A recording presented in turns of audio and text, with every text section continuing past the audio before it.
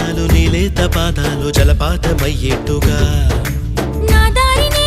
మళ్ళించగా నీకెందుకు అంత పంతం మంచేతిలో ఉంటే కదా ప్రేమించడం మానటం